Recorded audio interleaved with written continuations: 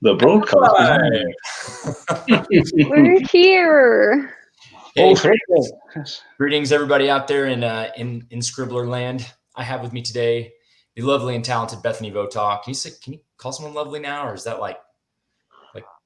Yeah, be awesome. We'll give you a pass. It's Probably fine. going to hell for that, and the lovely, just so we can be, fair. Colin Clark.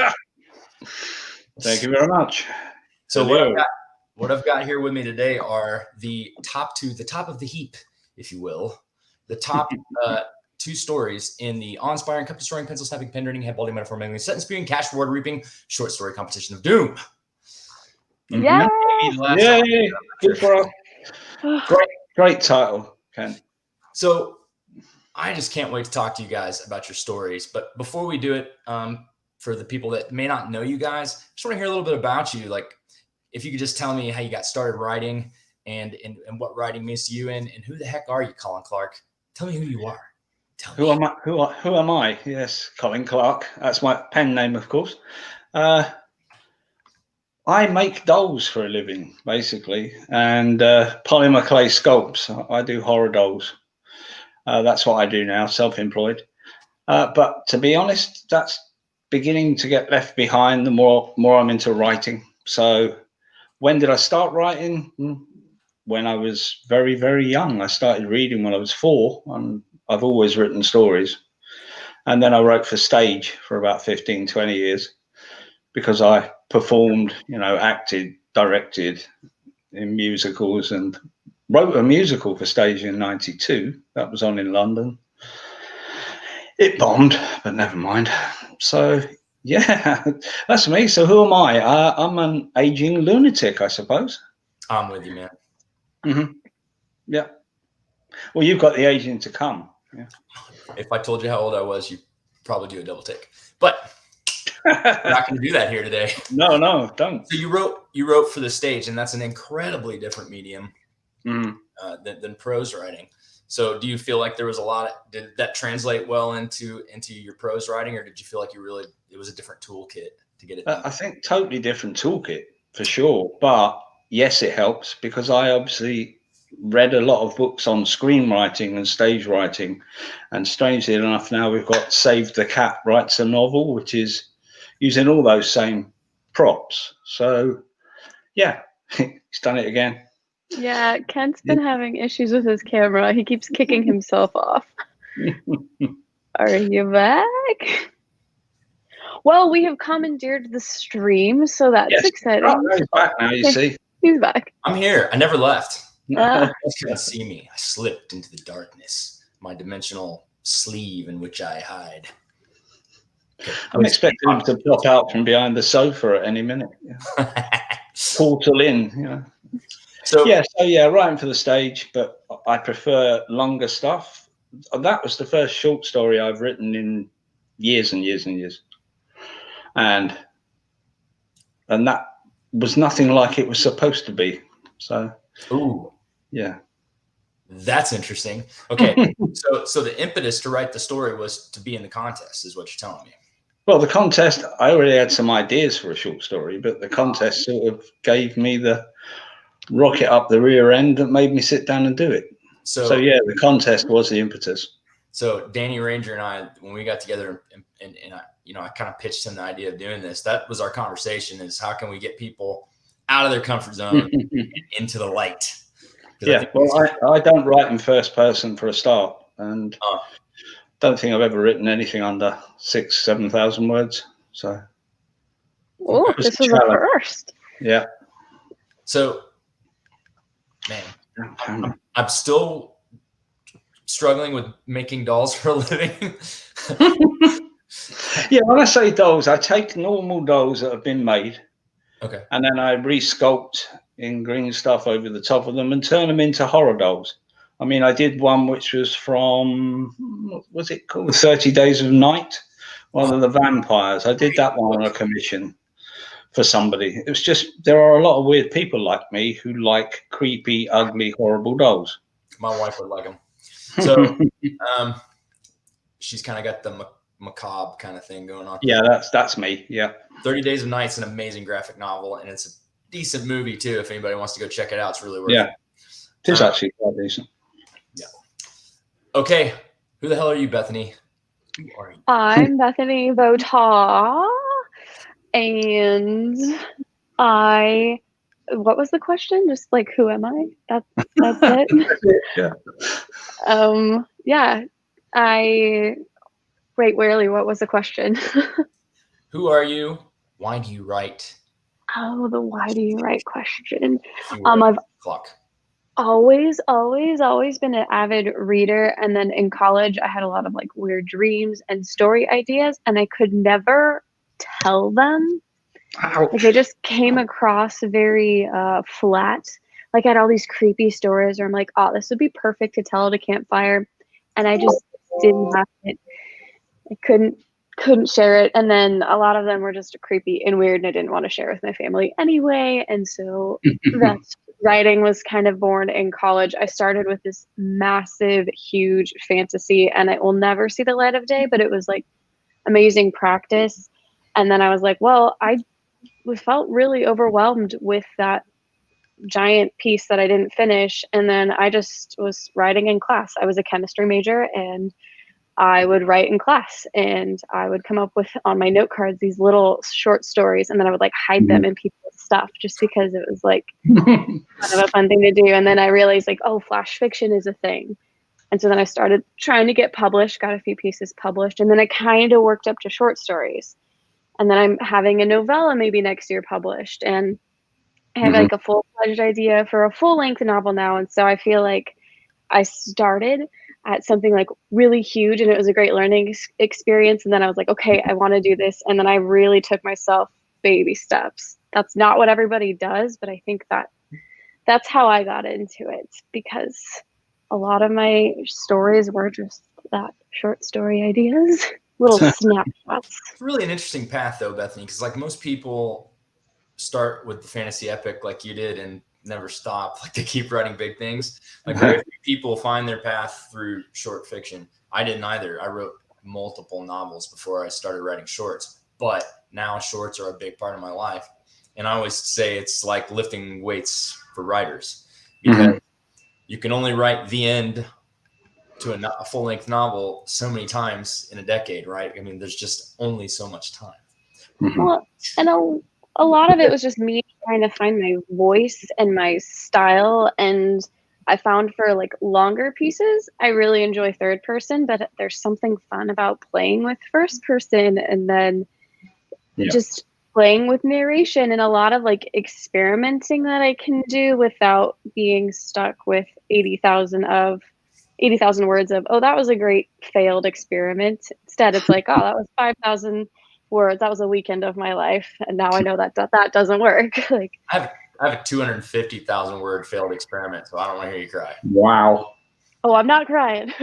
It's a novel called Parallels. It's about an interdimensional suicide cult. Sounds great. So let's actually talk about, before we get into the stories, I just wanted to get into a little aside on actually how we did the judging. And I think it's I think you guys probably be pretty interested to find out. So what I wanted to do was, I didn't want crosstalk between our fine judges, which would be me, Danny Ranger, Zeke Falk, and Tim Uxol. By the way, a lot of author-tubers don't know about Tim Uxol. He's probably the most original, fascinating booktuber on the internet. And I go watch him for pure entertainment, not for networking, anything else. He always says something amazing. He points me towards cool books. I hope I pointed him to a couple. And just love that guy. If you get a chance, please go check him out. Yeah, I'm subscribed. Yeah, Z Falk hasn't been posting lately, but she's got some really cool videos. She does a lot of voiceovers and artwork. She's amazing.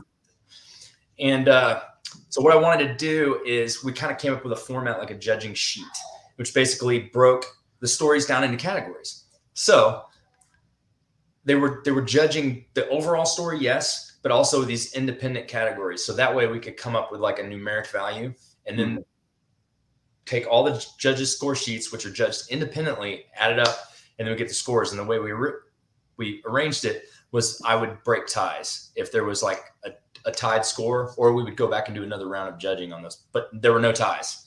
So it made it really easy. So all the first 5 places were stacked.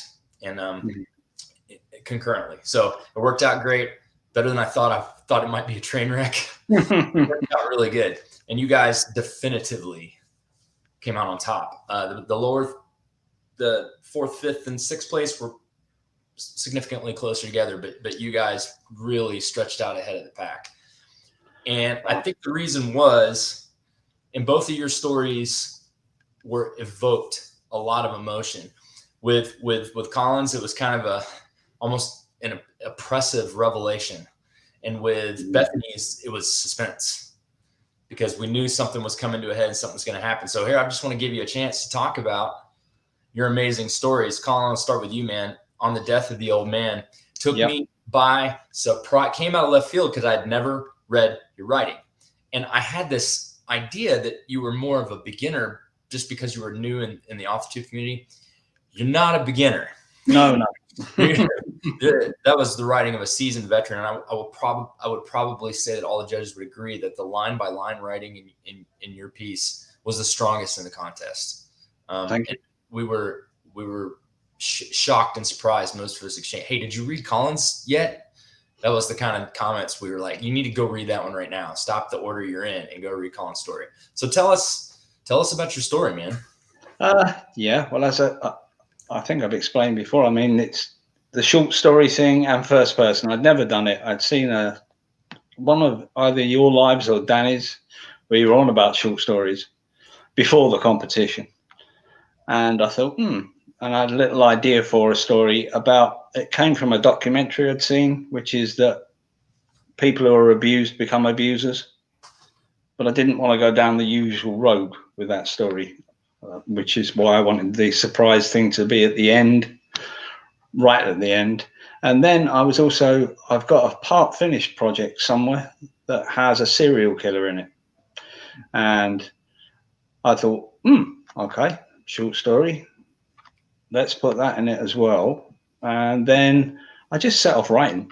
I just blasted at the keyboard for a few hours. Best feeling. Yeah, for a few hours, and got the bare bones down. And then I spent the week going through it line by line, because I like the words to have a rhythm. So it's almost like poetry. And no, that's not the way I normally write. I'd say I'm more action. But yeah, that's my thoughts so far. And now I've totally forgotten where I was going with that. But it's old age. It happens. Well, hey, you generated like 5 questions for me. Let me just ask you one. So generally speaking, in your writing practice, would you say that you plan your stories out, or you let them kind of I never did in the past. I was a discovery writer. I don't really like the pantser thing. So, and I still do that from time to time, but now I have a plan, and now I've gone totally the other way, and I've got everything broken down into 27 different blocks for novels. Obviously for short stories, it really is notes, a couple more notes, and then start writing, see how it goes and where you can make it different. I was surprised, actually, I managed to get in under the 5,000 words, because the first one was about 6,500. The first draft. Are you generally verbose, an overwriter or an underwriter? Well, my beloved would say I can't ever stop talking. But until I showed her you with Angie and Bat James, she said, "See, you're not the only one." I said, "No, I'm not." So yeah, verbose in my writing, yes, I can be, and I have to cut severely. So I got one more question before we go to Bethany. And so did you know at the outset of the story where you were going with your main character? No, because the very first draft of that story also had him as dead. And it was, in fact, the ghosts of the family waiting for the man to die. Ooh. And then dragging him off to hell. But then I was thinking of the serial killer thing and the bleach. And as Bethany once asked me, what did you want to know about bleach? Well, it was, in fact, for that story. And I'd only looked that up a few weeks ago. So, yeah. That's funny. So I thought that you had an unusually good, especially in terms of the stories in this contest. Actually, Bethany does this well as well. But you really stood out in your use of metaphorical language, and you kind of paint a picture like you never say there's a noise of the machinery behind you. You said the techno beat of the that was the bit I enjoyed writing most. I think trying to describe a hospital as like a priesthood, and mix that with a bit of disco. So why not? Stethoscope badges, like those lines stuck out to me. I like to play with stuff like that too. And, it wasn't just like a shotgun blast of metaphor. Like they were cogent, and they all kind of turned on the same point. You didn't mix your metaphors, like they all rotated around the same themes. Yeah, I see what you mean. It made it incredibly powerful. So typically, I actually am not a big fan of the guy remembering things stories. I'm really shocked. So I really like the conflict to be happening right now. Although I have written flashback stories. Actually, a story I worked with Bethany was a flashback story, Lydia. And so. Well, Lydia. Yeah. Yeah, I've read that on your site, obviously. But you managed to make it feel like we were still moving towards something, even though he was, as he's walking through his dead father's house, he's remembering things and anticipating things he might do in the future. So I thought that was amazingly well done. And it felt almost became a suspenseful arc, because we knew we were revealing things about this guy. And it's hard to do that, man. A lot of people I work with that I help out, I tell them, hey man, keep it in the now. Have something about to happen, have a conflict, have some problem to solve. Did you initially, you said the guy died and got dragged off to hell, so it's like a huge change in the arc of the story. It didn't work for me. It made it like a Halloween ghost story, and that's not what I was looking for. I wanted it to be poignant, is what I wanted it to be. And that's why I put the memories in. And no, I never suffered from any form of child abuse as a child. Haven't got a clue. So Colin, after this, I'm gonna send you a story where you will ask me what's wrong with me. With a few people, it's called Redemption. And then after that, you'll probably give me a call and ask me what the hell's wrong with me. Right. So Bethany's agreeing. She's read it, obviously. Oh yeah, she's read it. And she still talks to me. It's great. I've literally lost friends with that story. But anyway, just thanks again, man, for participating in this. And it was crazy to me how well the whole thing came together. And it was probably, and we had like a New York Times bestselling author in there. And you probably had the most polished piece of prose, I think, in the contest. Wow. I was super impressed, and I can't wait to find ways to in the future. Oh yeah. I'm easily booked. Just I said I'm easily booked on anything. It's 2 cups of tea and some sugar, and I'm happy. All right, I've got all of that. All right. So Bethany, very different story. It does have a feel at the end like Colin's. I'm trying not to spoiler these stories because a lot of people are clicking on these things right now. Yeah, but you can, because I'm sure people have read it. Like you can, I don't know. Never mind. I'm not going to spoil. You can talk with whatever you want. I don't care if you spoil it or not. Okay. You said so. All right. So I've read a lot of your work, Bethany, and this took me by surprise. So I've read many tens of thousands of words of Bethany Votaw writing, and I was like, I stopped and looked back up and said, "This is Bethany's story." So when I did my initial judging, the only persons I actually knew who I was reading at the time was Colin, because Danny got a hold of me on Messenger and said, "Dude, you got to read Colin's story like right now." And, so I knew. I was trying not to look at the names because I know some of the people in the contest, and I'm trying to be as objective as I can be, as objective as psychopaths can be. So I honestly did a double take, and I'm like, this is Bethany's story. This was a different tone for you. I noticed even like the way you structured your sentences, they were more clipped, shorter sentence style, and you left a lot of gaps in the narrative where you made my brain do things that you didn't say. you'd leave me in these little holes. Right? What? Wait, what? And immediately, as soon as I was done with it, I turned around and read it again. And that's the kind of story that just knocks my sock off. I was in complete suspense the whole time. So why don't you tell us a little bit about how you developed that story and explain to me how you did that, because it was amazing. This is actually a fun evolution because I started this piece as flash fiction. First person, we had our narrator, who is Ben. So it was the same for the flash fiction. I had him slightly younger. This flash fiction piece was like 500 words. The ending was different in my flash fiction, but I liked the story, and I was like, I think I could expand more. I think people would want to know more how this plays out and interacts in real life, thus the short story idea.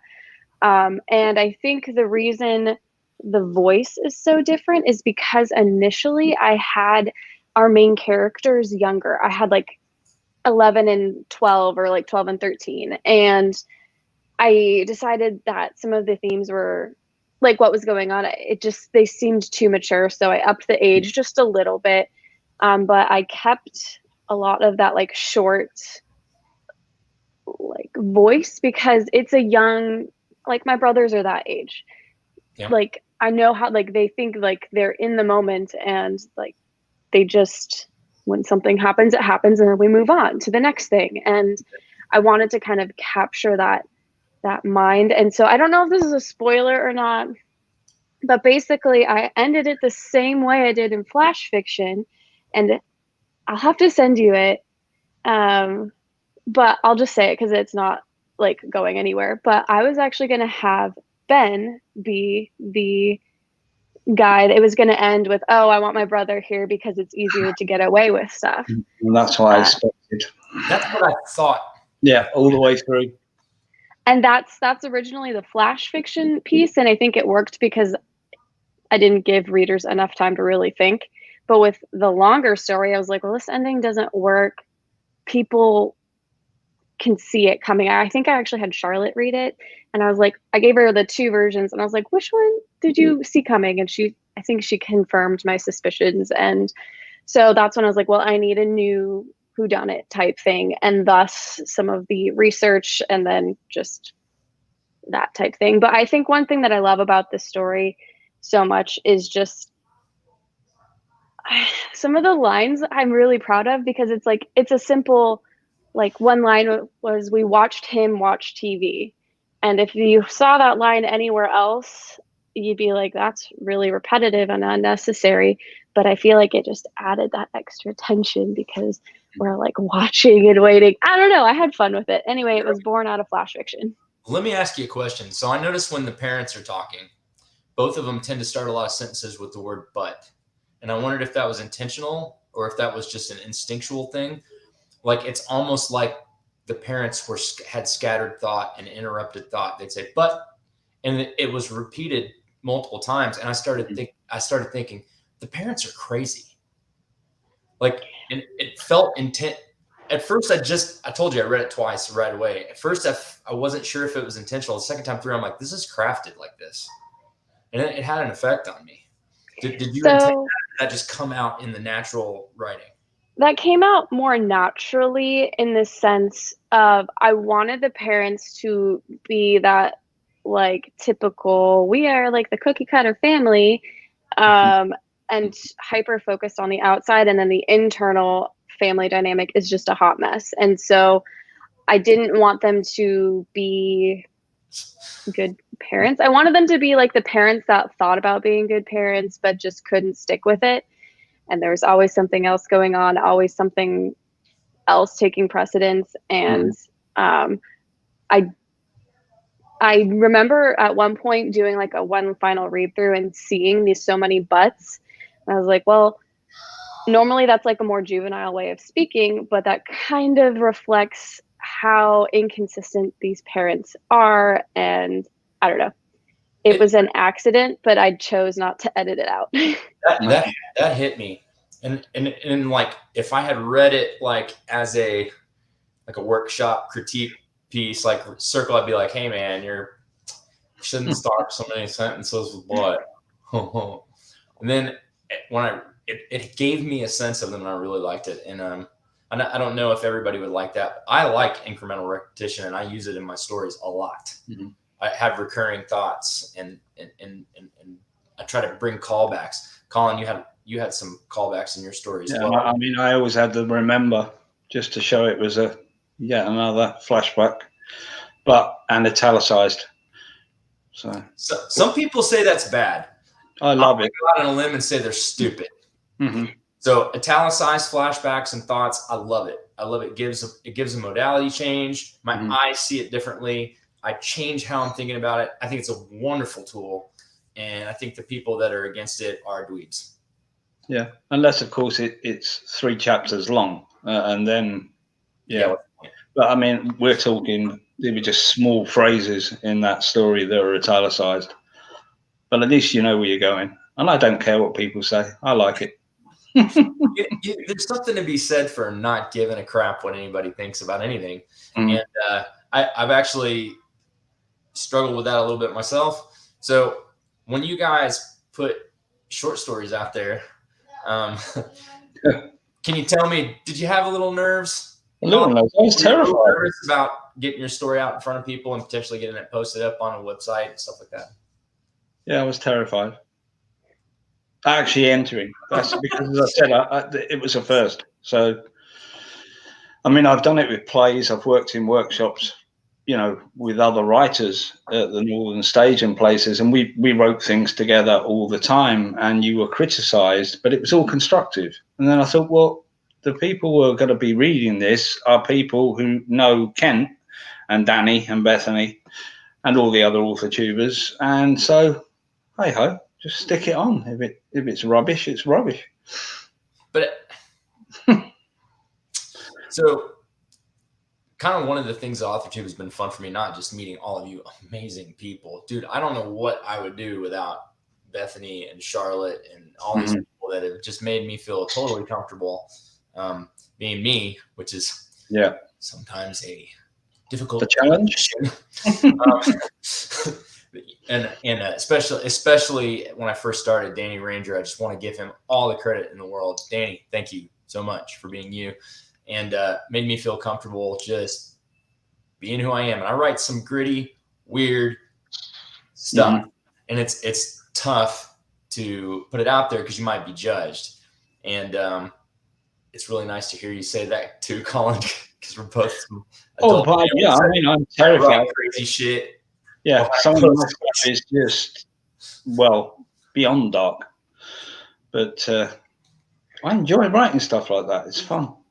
Bethany, you've had your stuff in front. You've done more stuff with critique partners and stuff. You've shared your work, I think, definitely more than I have. Yeah, and I think I was a little bit more nervous with this than like sending it out for submission for a magazine or having like the Discord group critique it, because it's like, my friends that I like know but don't know super well are gonna read it, and a lot of them haven't read my stuff before, and then I don't know. And then it was also that thing of like, I don't know, what if it's not good? Like, what if, I don't know. It just, self-doubt always creeps in. But in the end, it was like, I like this story. Like, it'll be fine. I don't necessarily have the fear anymore. I was just a little weird thinking about like, oh, my friends are going to read it and judge it. Because I know Z, I know you, Danny. I don't know Temok very well, although I've been following him for a long time. So it just kind of felt a little strange. But I also just submitted it, and then I like was rafting for a week. So I was like, I'll forget about it. It's fine. So you guys are raising interesting. So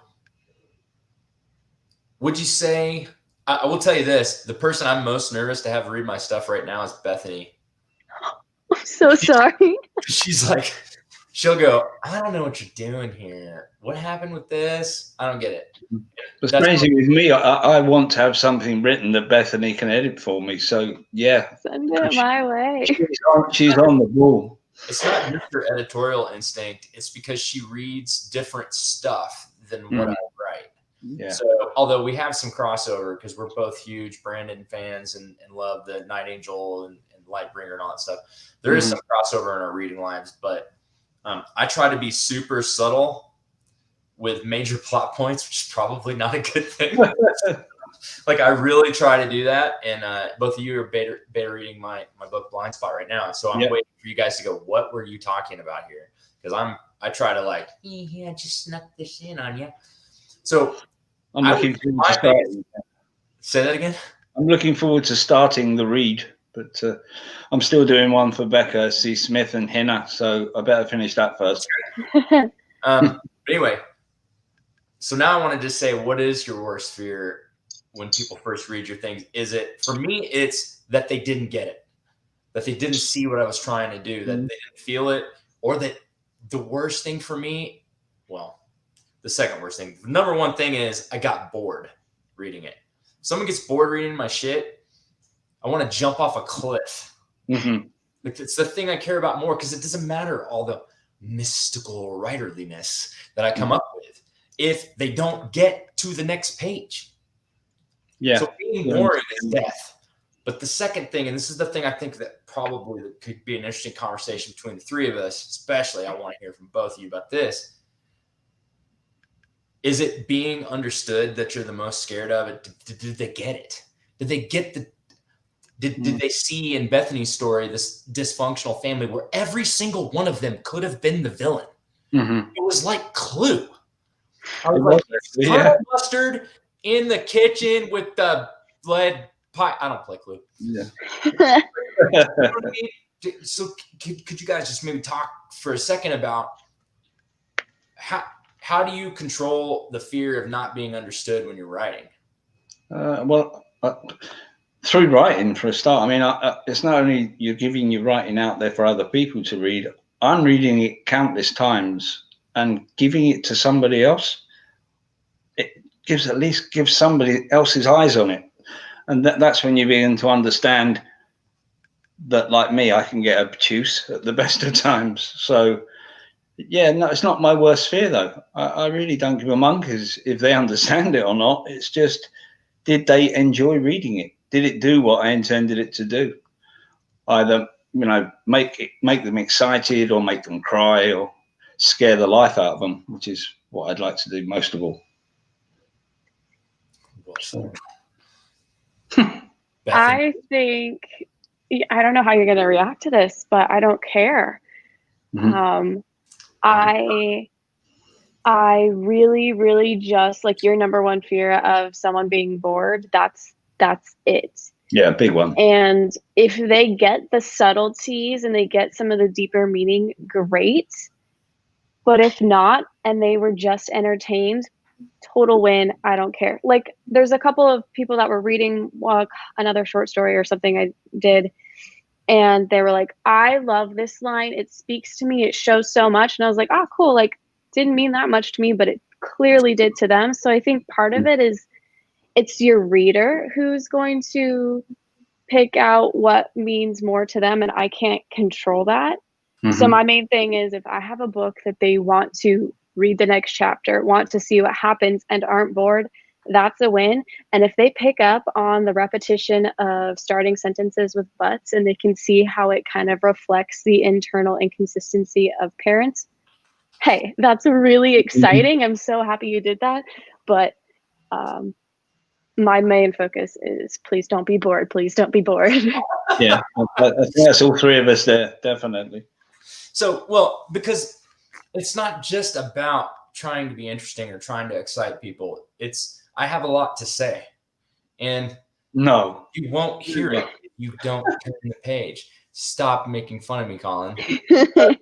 I'll come right through this camera, and I don't know. I'll probably just your story was so good. That's okay.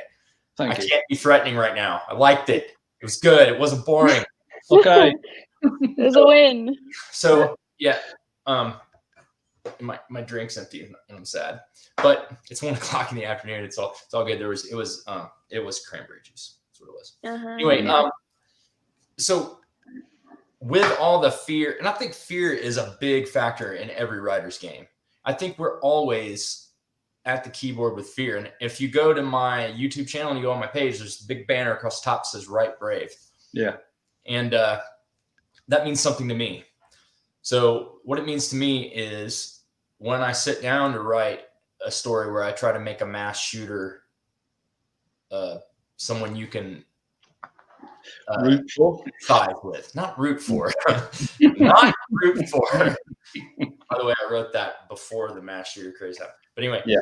When I do something like that, it's before I write I'm sitting there going, "What are you doing, man? What the hell are you doing? This is not a good idea." And then I go, "Stop that! Stop right now! Write brave. Mm. Write like there's no one looking. Write like your hair's on fire. Write like your heart's breaking. Write like this is the most important thing in the world. Write like nobody's looking because nobody is." Mm-hmm. And I really think that if I could tell anybody anything, sit down and write brave. Do what you want to do. And I really feel like both of you have mastered that. Like I think both of you showed in these stories that you're willing to sit down and be brave. Oh, thanks. Thank you. I think a lot of stories unintentionally have pieces of yourself in it. I mean, like, you read Tracker. Oh, That's my novella that's coming out next year, and it's at the root of it action crime story. But there's so much more to it, and it deals with relationships and alcohol and abuse and all of that. And I want people to be able to read deeper, and I want them to connect with it on a deeper level, but I can't do that unless they're interesting. But in the end, all of my story ideas come up with like, well, that really hurt. I want to make someone feel that. Or that was funny. I want to make someone feel that. Now, how do I make a story that allows for that? Mm-hmm. So I almost feel like stories, like once you write them, I feel like they have a, wow, I look really evil right now. I should never look at myself when I'm doing one of these things. My face is like all over the place. But I was cursed with this thing. But I really feel like stories take on an internal life once you've written them. So once I've written a book or a story, even my horrible 250,000 word abortion of a story, like once you've written it, that story lives with you everywhere you go. Like you have it in your head. It's always with you. Carry it with you. So what the heck are you two carrying with you after the competition? Body bags. I was just talking about how the root of all story ideas has a little bit of reality in it, and then I forgot about that. Yeah. Actually, though, the razor blades in the slide. I mean, that was a real event. Like, oh, I didn't know that. Yeah. That's happened. So skin slicing. Yeah. For lack of a better word, some of those quick asides that you just mention and leave alone, balls of solid steel. You want to give your readers just enough to know what you're talking about, but let their imagination fill in the rest. And oftentimes their imagination is way worse than you could have written. You went to the playground. Uh-huh. You messed with the playground. I know. That wasn't just a little. That was major stuff. And then you went on, and that was brilliant because you hit us with something like that, and then we went back to just what's sitting at the counter. Direction, what's happening in the story? I'm like, wait, what? So that stuff was brilliant. So in that way, you built tension because you left us these unanswered questions. Like, we want to know who put what on what slide. Like, we want to know, and then you just left it, and you built this ladder of tension with that. And it was, damn, Bethany, that it didn't just nail me, it nailed 4 people independently, all of them not talking to each other about it. When I got the score sheets and I tallied the first 3 scores, I'm like, Bethany's gonna win. And then I started telling Colin, I'm like, oh shit. Because at first, neck and neck. I think because of just so each judge sent an individual score sheet for each story. So I tallied each story individually. There was actually some stories that were scored really high by all the judges, but one judge didn't like. That was an interesting phenomenon too, which probably I'll talk about here. There was one story in particular, and I'm going to email this person today. 3 judges loved their story, and one judge hated the crap out of it. Mm-hmm. So confusing. But when you see consensus from 4 very, very different readers, like me and Danny don't always agree on like which things we like. Z is completely different reading life than some of us. And Temok is he hits like he's reading Hunter S. Thompson and like you know stuff like that. So like you're getting some really different people. But when you saw your scores start lining up, it freaked me out because it's like universally, and I could see it in dimensions, guys, not just one score. I'm the one that tallied the scores, so I saw in dimensions everyone agreed. It didn't happen for any other stories in this competition. Like everybody across the board, you guys were right at the top. I'm actually apparently the hardest grader because like I had the lowest. That is not a surprise for me at all. Yeah, either. No. But guys, what an achievement to like reach that many different people who look for different things. You guys really accomplished something. How are you feeling about that? Still gobsmacked, immensely proud and pleased. I'm very happy. As I said, I didn't expect to be anywhere in the top lot, let alone second. In the competition, it's like read the 6th and 7th place stories. They're really good. It's like they're amazing. Well, as I said, I've read Bethany's, and I will read Wade's next, but it's time at the moment. So next week I can start properly. Hey man, I feel you. I'm beta reading for Richard Holiday right now. I think Richard's in the chat. Hi, Richard. Yeah, so am I. He said he would be. I've started it. Third of the way through, Richard, just for the record. And I'm about halfway. I love beta reading for people. I love it. I love it. If anybody ever wants to send me something to read, if I have the time, I promise you, I'm going to read it all. But you guys have any questions for me about the contest? Because I'll just run my mouth all day if you don't stop. I was fully expecting you to do most of the talking, to be honest. Ken, sorry. Keep saying that, man. Yeah. I'll answer anything. You said that you were going to hit us with some hard questions. These have been easy. Oh, I'm throwing softball so far. These have been kind. Yeah, this is great. So, since you brought it up, I'm gonna hit you with some hard questions. So, I am a big proponent of, I would really call it Jungian structure rather than, okay, I'm going full story nerd here.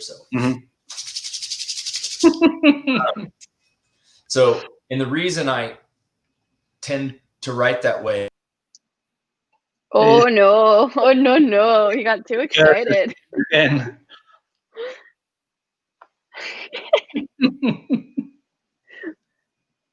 Oh, still too excited. Oh my God. It's so frustrating. Oh no, it still happened. Wow, okay, Colin, what's your tea of choice? My tea of choice is actually English breakfast tea, but or Yorkshire tea. Yeah, I'm a coffee kind of gal. Yeah, I have one a day. That's it. But, yeah, but, I'll drink like tea at night, like chamomile and stuff. But chamomile's quite nice. It's relaxing. But yeah, peppermint's good. I like peppermint. I'll take that. And Ken obviously likes anything that will make a camera work. Yeah. No, I'm kidding. I love tea. I do. Water. I have honey vanilla chamomile at night. That's my sleep. I call it sleepy tea. I have it before bed, and then I get in bed and read. That's what I do every night. Although I'm going coffee and vodka right now. Anyway, I'm not really. I wouldn't do that while I was talking to people. I'm doing that. But I do have hard questions, and I was starting into a structural conversation, which will probably drop. I think we're at 28 viewers. They'll probably drop us to 4. Yeah. So I'm a big fan of Jungian structure, which a lot of people would also call the Joseph Campbell hero myths, mythology, and yes, and the reason I spend time, a ridiculous amount of time, reading, Jung and Eric Neumann and all these amazing kind of psychological explorers, if you will, theorists, is because brains work a certain way, and stories aren't. We didn't make up stories; they made us up. We retell ourselves these stories over and over again, and there's a reason certain stories, even some cheesy ones, resonate till the end of time. Like if I broke down Pinocchio for you, wish upon a star, turn your perception above the horizon. Like there's some serious stuff going on, and that's why these stories are remembered and they're pushed through generation to generation. And I always try to look for that thread, even in short stories. And it's the unexplored territory, the person that has the guts to enter into unexplored territory and bring something back of value to others. That I could see in both of your stories. You might not know how, and I'm going to ask you if you know, and then I'm going to tell you what I saw. This might be interesting. So, Colin, I did see that in your story. I saw an explorer that went outside his world and brought something valuable back to his tribe. Do you see it? And if so, tell us about it. No. I love it. Okay. So let's imagine that the tribe is an abusive family. Yep. With a tyrannical patriarch. He's kind of the evil king from Jung, right? He's the tyrannical king. So in every story, there must be something polarity-wise that fights against the tyrannical king. Doesn't mean they're good. That's not in this case for sure. But tyranny, or everything is the balance between order and chaos. Bethany's gonna roll her eyes because I always start talking about this. Everything is the balance between. It's so important. So when order becomes overpowering, it becomes tyrannical. So to me, the father, the old man of the story's namesake, had vice-like control over his children, except the one that escaped wearing makeup. Yeah, he had vice-like control, and the hierarchy became stultified and tyrannical under him, and cruelty was the order of the day.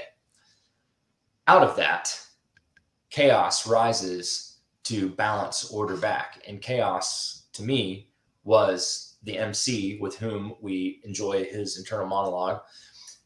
To me, he counterbalanced that tyrannical order and then created a chaotic force, if you will, that overcame that. So how is he the hero of the tribe? He went out and found something that other people didn't find. He found a way to end it. He came outside of that tyrannical order, and even maybe by a couple of marbles rolling in the wrong direction, discovered a way to stop it and to stop that stultified hierarchy and to bring it crashing down around the ears of the tyrant. Unfortunately, seems like he probably was going to continue to make things crash down. It goes full circle again and starts all over again. So, but he did. He went outside his tribe. He found fire and brought it back. It is the hero's journey. I could show you the art. I could write it out for you. You got it. So, and a lot of times I tell people, you don't know you're doing it, but you're doing it. It's like the 5 commandments of story. I'm always preaching. Shout out to StoryGrid. Ooh, we do have our guest. Shout out to StoryGrid. We love them. Yes, but if you haven't read it, it's by Sean Coyne. He's the editor for Stephen Pressfield. StoryGrid is basically they put terminology, the things we all really know. And if you go back and read stories, this stuff's been around forever. Sean Coyne didn't invent it. He just gave it some names so we can talk about it intelligently. Look up their site if you don't have time to read their book, and you can hand pick the pieces that will help you, like you're struggling with. So like for me, I always look up and double check obligatory scenes for whatever I'm writing because I miss those every time. A lot of people do this stuff naturally, and I'm not saying you should mess with it if you're doing it, which is why I wanted to kind of poke you guys on the structural element, because some people do it instinctively. But what's really cool is if you can do it instinctively and also be able to use it as a diagnostic tool. when something doesn't work. So these stories worked, that everybody can tell you these stories work, but you might not know why.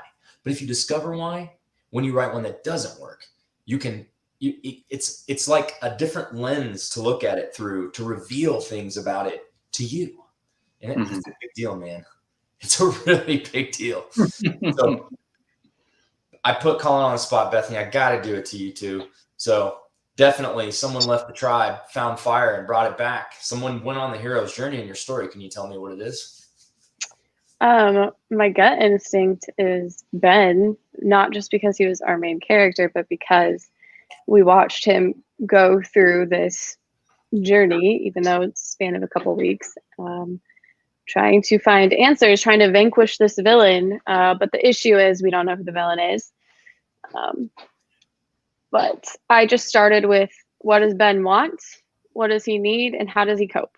And that's where we are. So 100% correct. And I hope so. It's your story. But so there was a huge, and I said in the beginning of this whatever this is, live stream, that I don't know what we're doing, but in the beginning that Bethany had a more traditional structure to her story, because a problem presents itself and the protagonist has to solve it. And they drive the action. They come to a crisis where they have to make a decision. But she did it very subtly. Like, you almost don't realize the main character is making this decision. And that's why I had to go back and read it again. Because once the climax of her story hit, try not to spoil this thing. Once the climax of the story hit, the character was already had already committed actions. And then we find out after the fact when they're talking about, hey, how many memories they gave up to do what they did, and they made sacrifices. So they also did something I'm always talking about. When you give a character a rough choice, there's really only two choices: a best bad choice or an irreconcilable good. This was a best bad choice. So to this main character, they had something that they were hanging on to that was precious to them in a very freaking twisted way. They were hanging on to something and they let it go in order to achieve a goal. And there's a sacrificial motif in that, psychotic one, but a sacrificial motif, sacrificing the present for a better future. And that's the kind of stuff to me that I look for in everything I read and everything I write.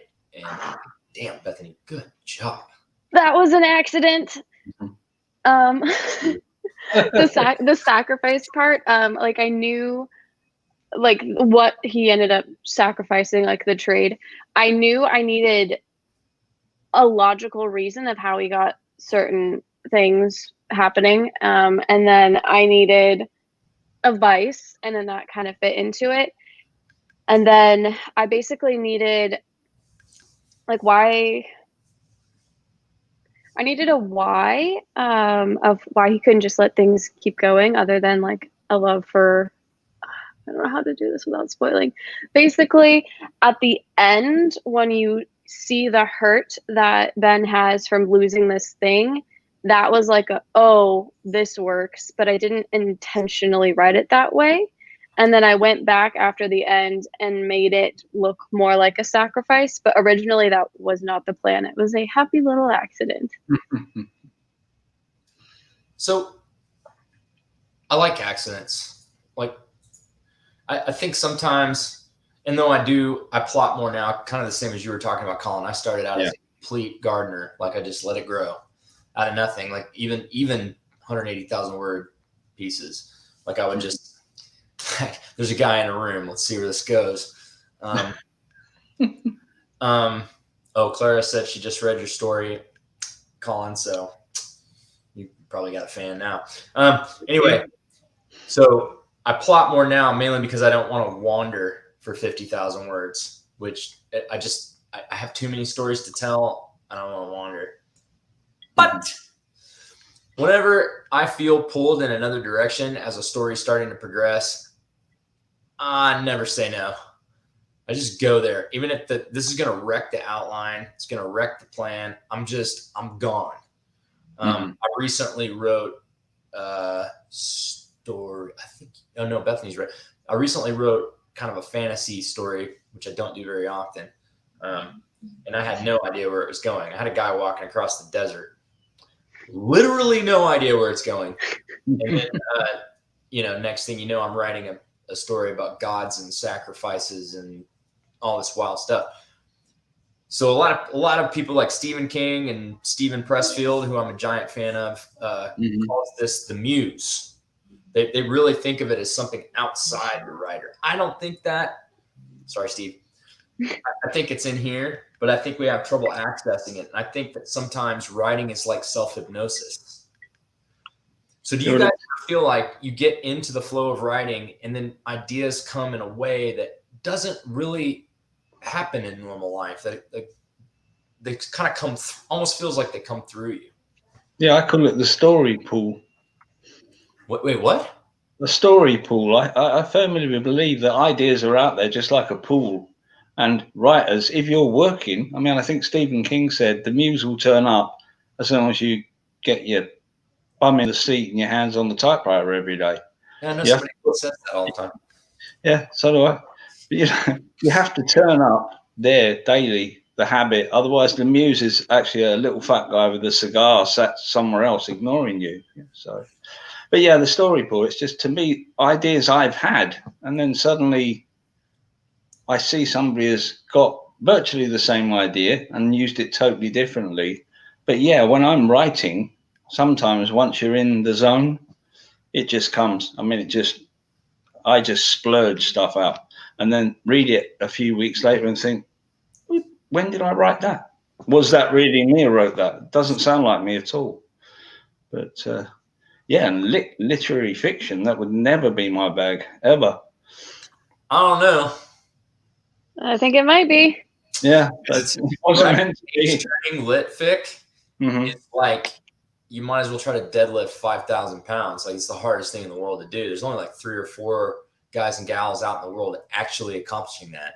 A page turning literary fiction. So Don DeLillo, I would highly recommend his book Underworld or Americana if you want to dip your toe in literary fiction. I definitely I'll probably give it a go. Those people turn a phrase like most commercial fiction writers couldn't dream on it, but they don't write plots, which can be troubling. Like, what's happening? And the answer is nothing. Yeah. 300 pages of nothing. So what do you think about the concept of the muse, Bethany? Do you ever feel like that you're kind of getting a little shamanic and you got some stuff coming into you from the ether? No, I have a fun idea and I usually have to build it up. So I kind of let it simmer for a little bit. I'll brain dump, but unless it's a short story, then I'll just write it because it's 5,000-ish words in my life. I am a classic underwriter and I am a really great rewriter. And I find when I have a pretty mediocre draft, that's when the well opens up, because it's like, okay, this can be good. What am I going to do? Because I've had those drafts where I was like, oh, that was good in theory. And I write it and I'm like, there's no way this is going anywhere. And then you have those where you're like, okay, this is pretty good, but it could be really good. And then when I get in that flow of rewriting and what's the issue, and I don't copy and paste a document and then edit it, I completely rewrite it because it's a short story. And I feel like it's this blank slate that I'm slowly honing in on. And I think when you love a story idea enough, that will happen. You just have to get your butt in the seat and work on it. But I don't have a muse type thing per se. It's okay, I know this could be good and I'm not satisfied until it is. So I'm hearing a theme for everybody, which is that the good stuff happens when you're working. Yep. When you're regularly putting yourself to the test and putting words on the page. So maybe you could tell us a little bit, guys, what's your writing habit like? How often do you do it? And are you project based? Are you word count based? Are you, hey, whatever the freak happens today based?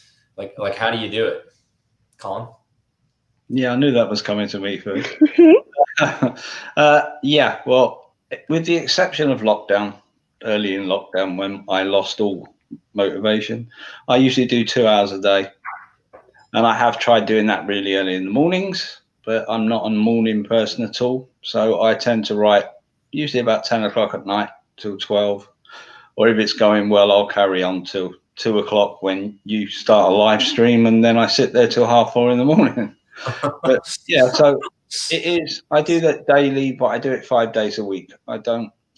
It doesn't have to be just 5 weekdays. I might do Saturday and Sunday, but I'll only do 5 out of 7 days, unless I'm struggling badly, and then I'll just sit there at the keyboard all the time until I've done. I do a certain 2,000 words a day is my target. Okay, so like 10 pages, 10 novel. Yeah. I mean, that's obviously, and I am project based because I'm working on the longer projects. But now I think I'm going to be doing more short stories. Do I see a collection in your future? Yes, I think you asked me that earlier, and I think I said, yeah, I'm beginning to think you might. That's fun.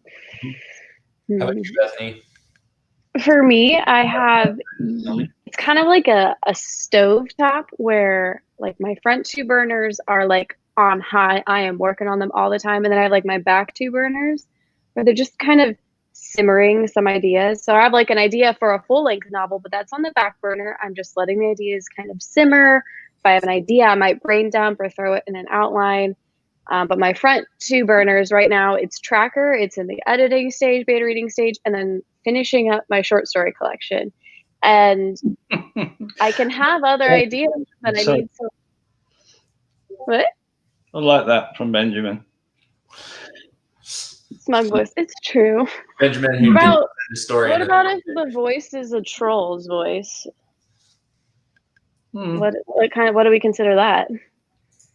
You guys read his books? They're funny. They're great. Anyway, my routine, I get up in the morning and the first hour is mine. I'm an early riser, and so I will allow myself to work as much as I can before I start getting stressed about real life work, because I work from home, so I can do that. And so it's usually an hour, hour and a half. Sit down and write. I don't care if you want to, because that's how books get written.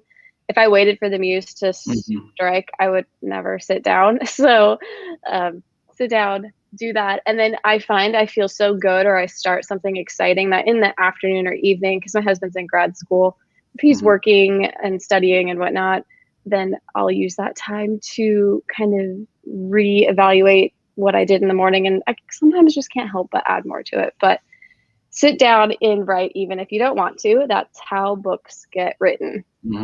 Yeah. So one of my favorite, I have a couple of favorite quotes. Can't remember who said them, but one of them was, yes, I wait for inspiration to strike as long as it strikes exactly at 9 a.m. every day. Yeah, that's my life. Yeah. I don't wait for inspiration. I chase it with a hammer. I think the main thing though is I start something and I finish it. That's why I have my stove analogy. I don't let the shiny new idea syndrome take hold, because I've had so many full-length story ideas, but holding off on them, they've kind of fizzled out, where I realize, like that was just like a passing phase. But this full-length idea has been with me for months, and I'm like, okay, this is something that I could really dive into. So I'm allowing it to have a spot on the burner where it's just simmering and I can add what I want to it. But if I get a brand new idea for a full-length novel, I don't do it. I need to wait on it. Short stories, that's another thing. Inspiration comes for a short story, you bet I will stop what I'm doing and write that sucker. I have another question, and this is just for me, something that I'm working on hard right now and that I'm not good at. So I've always been focused on stories, like what a story is, the structure of the story, what happens. I have never been a prose polisher. Which is probably why you hate me reading your stuff. No, but I don't like. It's never been my thing. I've always like I have to learn to tell stories as best as I possibly can before I try to be poetic. So, and I've really tried to come up with interesting story ideas and arcs and choices and all the, all the stuff I'm always talking about that probably everybody's really tired of hearing about. But You'll stop talking about it when people start doing it. Yeah. but so this question's for you, Colin. So you definitely had the most polished work of the, meaning like you talked about you wanted it to have a certain rhythm, and it definitely did. And it was an unbroken rhythm, by which I mean there was nothing that pulled me out of the narrative, the rhythm, the voice, the entire story. And I would honestly say that you are probably the best example of this in this competition. So as a guy like me who's written about 1 billion stories, but now I'm seeking to come to the next level and polish things. How do you go about that? Is it a pull one line out and work it till it's done, or like how do you work on something like that? Well, using that short story as an example, as I said, originally it was 6,000 words, and then I do have it up on screen, and I edit on screen. I read it out loud, and then see where it doesn't sound right, first of all, and then I pull out all the almosts, varies, and all those other words, especially with dialogue. But there wasn't so much dialogue in that one. But yeah, I go line by line. But first of all, I read it. Once I've left it, a short story, I left for a day and then read it again once I'd finished. But with my work in progress now, that was 80,000 words. It's down to 40,000 words now.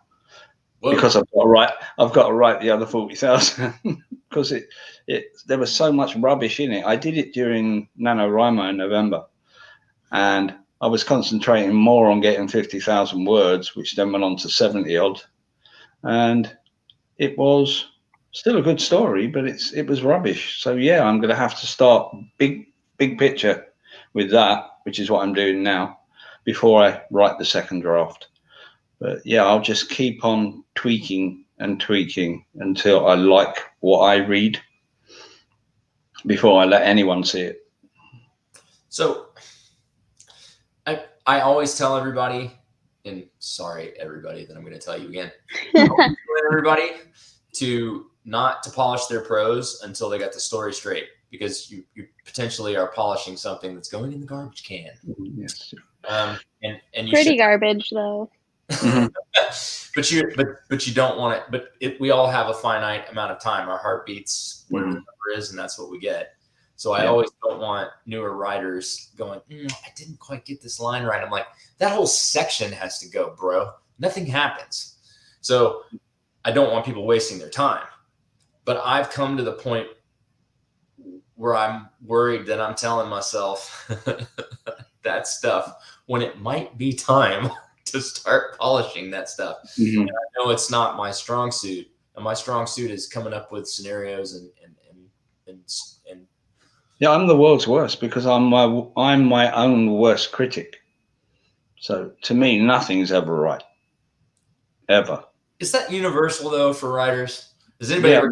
That's it. Writers and creatives, I think it is. It's not only the writing; it's when I used to paint and stuff like that. It was always, I hated it, whatever I finished. Okay, interesting question, Bethany. How do you know when it's done? You never do. You just got to move on.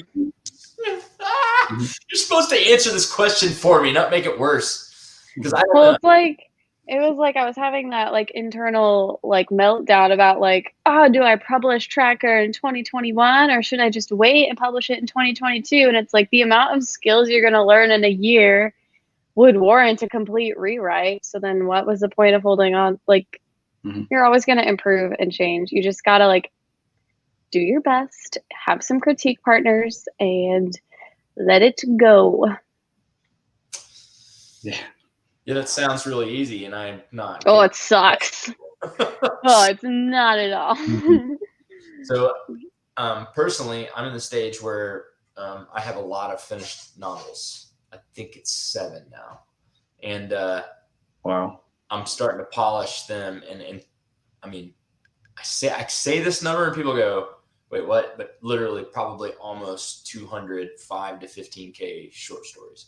So I'm extremely prolific in terms of writing, but I'm polishing and putting stuff out. That's where I'm at now. I feel like I'm sending stuff out to beta readers, gonna polish some stuff, put it out. Where are you guys at in this process? I mean, when do we see Colin Clark and Bethany Votaw on Amazon, in B. Dalton's, or wherever you shop for fine books? Where are you guys at? I'll finish the second draft of this one by September. Okay. It will be published by this time next year on Kindle because I'm self-publishing. It will be done, and that's the steampunk fantasy. So I loved your video on that, by the way. Huh?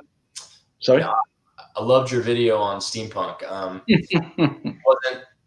I've read some, but I've never heard somebody kind of break it down that way. So really enjoyed that. Go check that out, people, humans.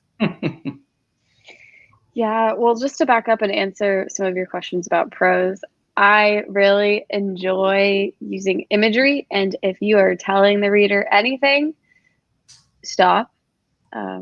That's just one of my favorite things. So there was a line that I love/hate in this story where it was like a glob of honey sitting in their stomach. Like, have you ever had something so sweet where you're like, this is sickening? But it was like the perfect example of like, he is so happy, but he is sick.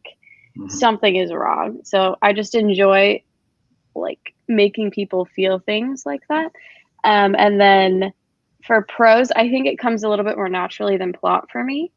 And so I don't have to really work on that as hard as I have to work on making things difficult for my main character. Sometimes things are just way too easy and I'm like, oh, I should fix that. And so I'm not the type of person that gets sad when I have to cut a pretty line. I have a literal folder of just pretty lines that I didn't use. That way you can rest easy knowing you haven't actually lost it. I've never looked in that folder for anything, but it just, in my head, it's like, it's there. And then when am I publishing? Tracker is going to happen in 2021. I don't know exactly yet. My husband is graduating from PT school next year, and we don't know where we're going to be living after that, because from now and then, so within the next 8 months, we will be moving 3 different times. And I don't know what all entails with publishing and stuff. So with address and needing address for approved copies and all that. But I think sometime like mid 2021 and then in fall 2021, I am hoping to have a short story collection out. Most of the stories are done. There are a few that I may want to add, but they need some work. So I will be doing a ton of beta readers, which is also fun for short stories. I can't wait to make videos on that. And then you'll get to read some of Kent and our work in an anthology that is going to be happening. We haven't released the date yet, but rest assured it is sooner than later. So you can read a few of my stories in there as well as Mr. Kent Sean's. My first ever horror story. Yeah, it fits. Oh, yeah. So, wow. Life has thrown me all kinds of monkey wrenches like it has the rest of the world right now. But I intended to publish Blind Spot by the end of this year. It's my kind of paranormal thriller. And then Charged shortly thereafter. It's not going to happen because my boss is the U.S. government, and they decided I need to live in a hole in the ground in the desert for about 6 or 7 weeks right when I was going to publish. So things will shift around the clock face a bit.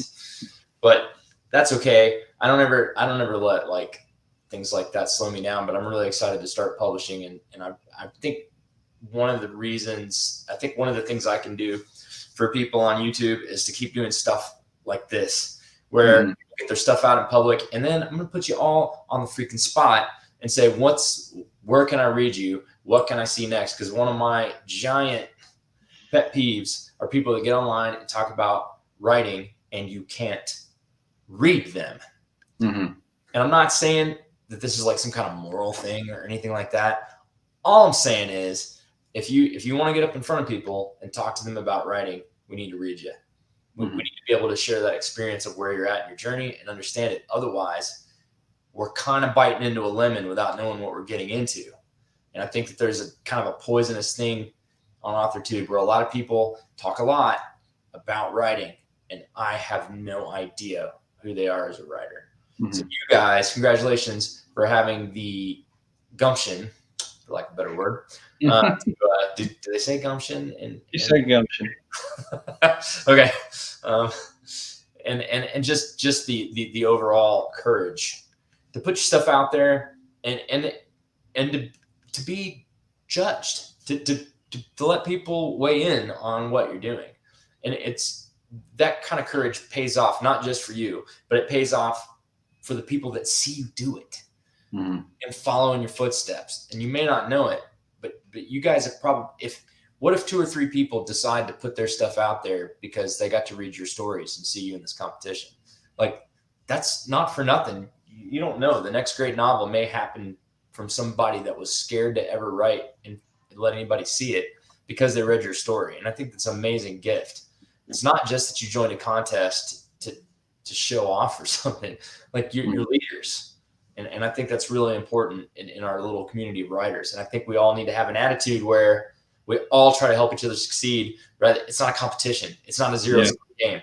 There is plenty to go around for everybody. And I really believe that. So I just wanted to say thank you to both of you for sticking it out there where it can get chopped off. That was probably a weird way to say it. Ooh. Well, thanks for creating this competition. It was like a friendly platform that I think a lot of new writers could submit to and not have the fear of like a magazine or another publisher. I think it's a great thing you and Danny created. Yeah, I totally agree with that.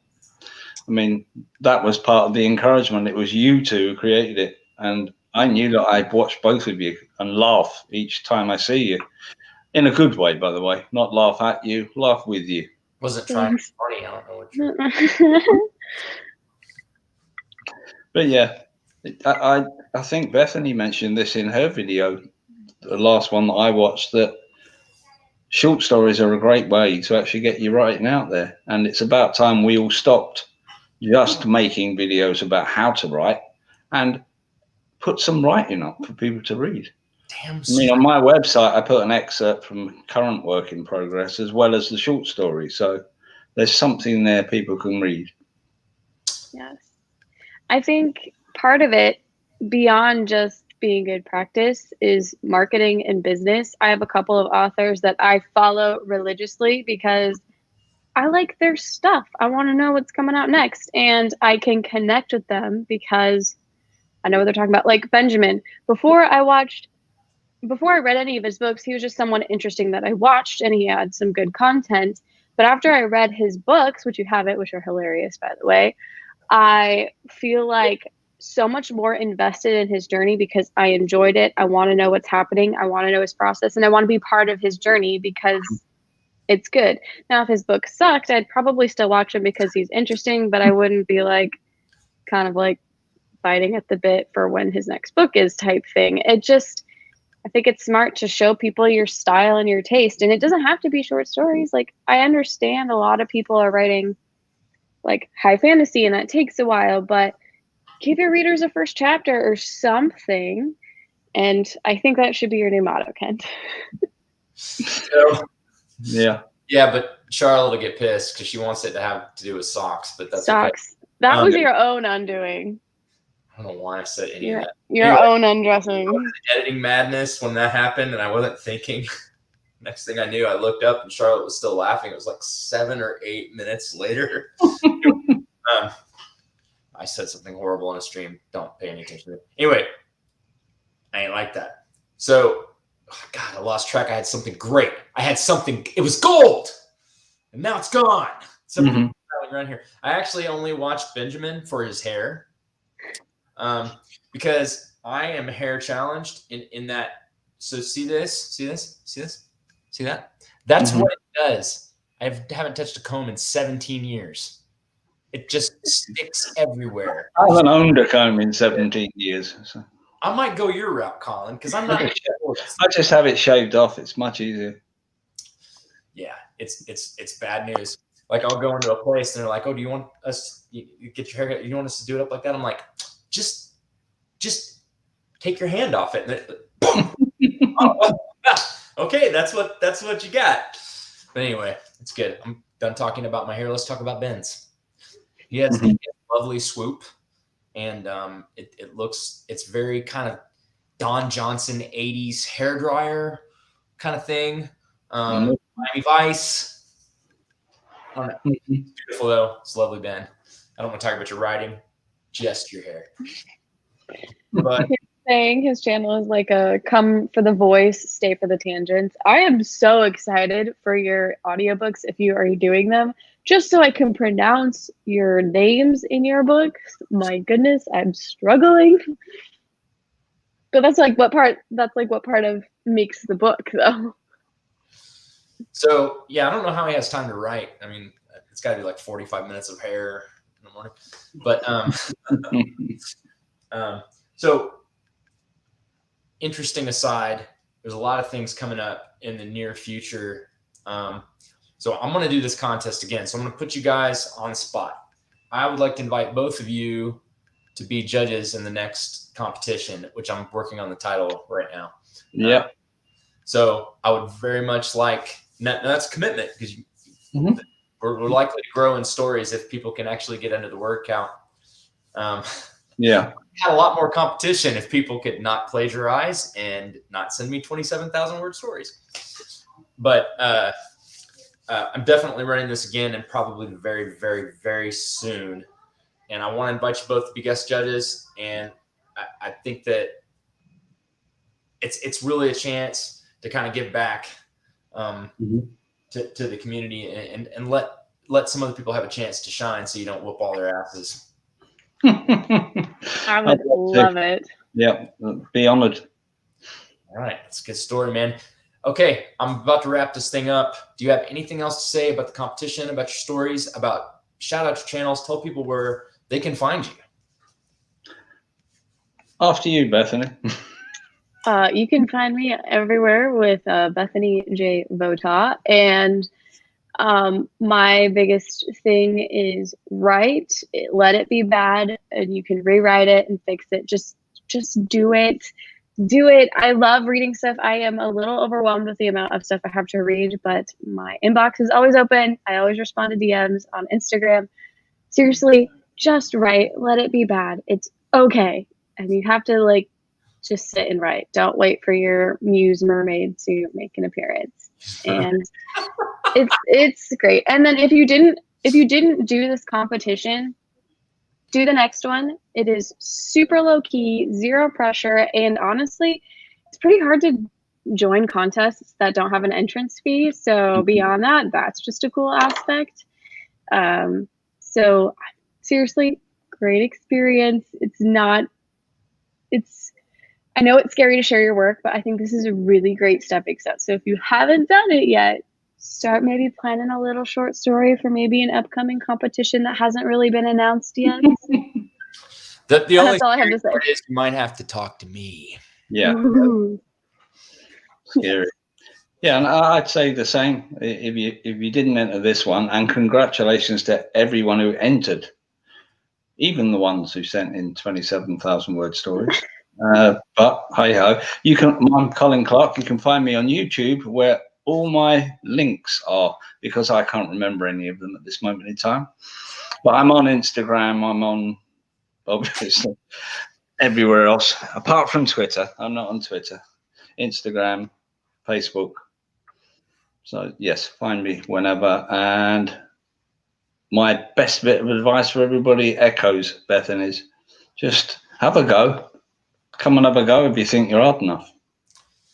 So I'm gonna and next weekend, if I can arrange it. I know Barry Bad Books is in the chat here. The Wade Bradford couldn't make it this week. He had family commitments, and I'm gonna try to organize another live stream for next weekend for the other top finishers. Some really interesting stories I can't wait to talk about. And please go read Bethany's story. Please go read Colin's story. You won't regret it. I promise you. And last thing that I would always say is the same thing I say at the end of every video: butts in seats, fingers on keyboards. And it's kind of a joke and it's kind of a meme and to say it over and over again, but I'm not kidding. Like, it's the only way to be a writer. The only way to be a writer is to write. And it sounds like a platitude or kind of a hollow statement, but it isn't. It's the truth. You embody that. The only way to be a writer is to write lots of stuff. And the only way to get good at writing stories is to write lots of stories. So get out there, write, let people see it. And one day, if you're lucky and you work hard, you might be as good as Bethany Votaw and Colin Clark. Oh, dearie me. Thank you for that. So thanks to everyone who participated in. I'm not going to do it. Yeah. Okay, I was like, I'm not going to be able to keep up. There's no way I'd even be able to remember it. I'm not going to make you say it. Okay, new contest titles longer and worse. So okay. I'm still working on it. It's probably going to need rewrites, probably like a novel length kind of thing. But I expect a theme song. Hey, oh yeah, new song coming soon from Author Dudes. I don't know if you know who that is. Oh yes, I know who that is. Okay, so Author Dudes had to get put on hold because I was moving. We would probably put out 2 or 3 more songs by that. Tommy Doolin, me, but talking. Danny Ranger, me, but talking. There's going to be some songs requested coming out real soon. So make sure you don't listen to them because it will make your ears bleed. Perfect. Right. Sounds like I want to talk to Colin and Bethany offline for a minute here so that I can try to use them for things to make me more popular. So we're going to get to that. So thanks everybody that showed up. We had a special guest in the background. I think he left, but thanks a lot, man, for showing up. And I appreciate your note last night. And to everyone else, literally butts and seats, fingers on on the keyboard. There you go.